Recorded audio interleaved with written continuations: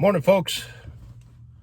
Trucking is temporarily shut down. I don't know if it's because frost laws came out a couple days back last week, but it's been a slow few days, which is okay. So we're on lease this morning, and just for you, Kenny, what are we doing? How dare you? Selling oil. Alrighty, folks. Just making the rounds this morning. Thought you'd bring you with me here. We're going to drain some condensate off the vent line, probably switch over some oil tanks for a new sail tank, and do some maintenance on the pump jack. And then we'll take a little road trip on to the next one. So here we go. I should probably explain my condensate. When I first took over, we had a hell of a condensate issue here. Previous pumper hadn't dealt with it very well. So we got this little separator back here on the vent line, and over the winter it usually fills up with condensate. It needs to be run through the recycle, but somebody wasn't doing that. So here we have a scrubber pot, right? Goes to the watermelon and on out to the flare. So especially this time of year when it's going from cold to warm, you get a lot of condensate. Condensate is the tops. Think of it like a refinery process, right? The very top high octane stuff that settles on top of the oil is called condensate. It's kind of like a solvent, not quite a gasoline. So potent stuff that collects in the scrubber pot so that the vent line can stay clear and gases can escape. So we always have to drain off this scrubber pot, recycle it back through the system. And ultimately, it kind of ends up in the same place, and I end up carrying it back up to the oil tank. So, moving on. So as it warms up, it gets to looking a little wet. The grease gets a little warmer on the stuffing box. And eventually here, we'll have to come clean all this off. I like to keep it clean. We'll come up here with the power washer. We'll power wash everything. I like to do it when we redo the packing though, because then everything's fresh. Well, that's a mess right there. We always check the rod, check the pressure in the tubing, right? Make sure that's about normal what it's doing. Then you just go and give the pump jack a little look over, right? We've talked about how dangerous these weights can be. I mean, man killers, those things are.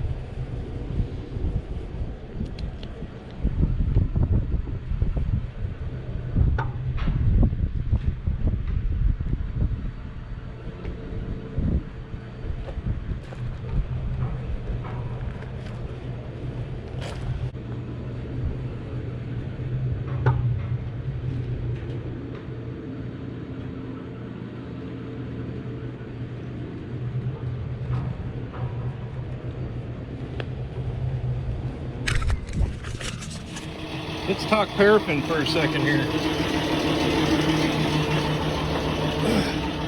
Let me get you a bucket out. Take a gander there.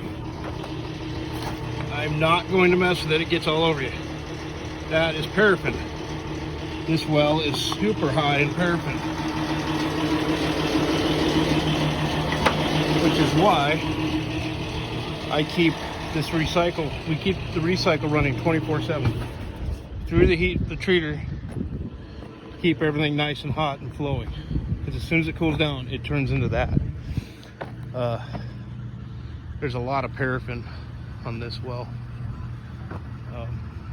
So I thought I'd show you why I keep a recycle running 24/7 and why we keep this well running at about 140 degrees. So we keep the paraffin content down in the tanks, and just helps everything work. So it's pretty nasty once in there in the recycle room. So that's what a bucket of paraffin looks like. It just gets real waxy, thick.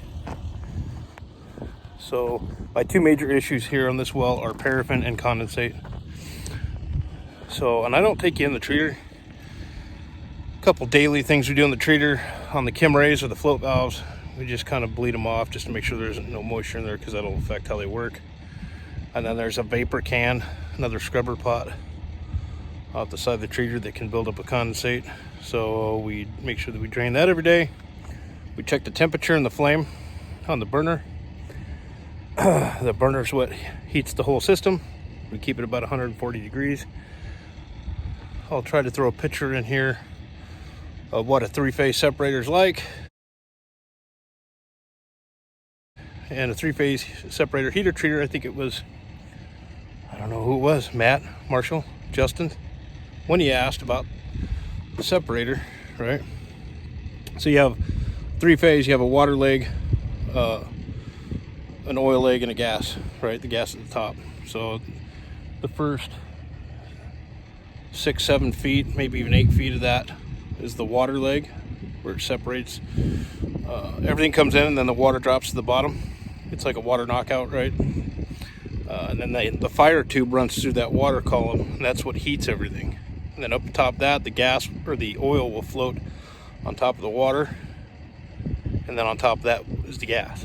So at each different level, you have a pipe coming out from the water leg that sends the water out to the water tanks. You have a pipe coming out from the oil portion that goes to the oil tanks, and then the gas gets sent to the flare. So hopefully that makes sense. Can't remember who asked that. And then of course the heater tube, the burner in the back, runs through the water column and heats everything. So hopefully that there's a lot more to how that thing works, but that's the basics of it. So alrighty, moving on.